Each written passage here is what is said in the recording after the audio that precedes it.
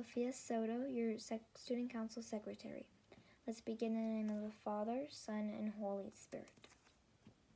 Today is Ash Wednesday, the first day of Lent.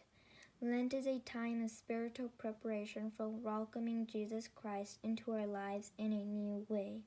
At Easter, the readings for the remainder of the week will focus on piety or humbling ourselves in prayer and deeds.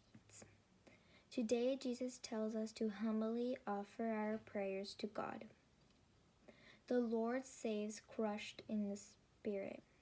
The Lord saves the crushed in spirit.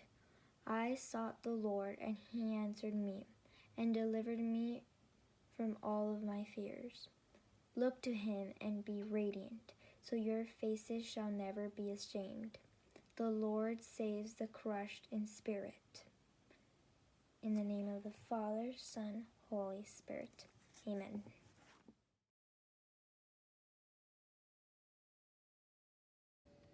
"我宣誓，效忠美利坚合中国国旗及其所代表的共和国，正义庇护下的国度，不可分割，民众享有自由和公正。"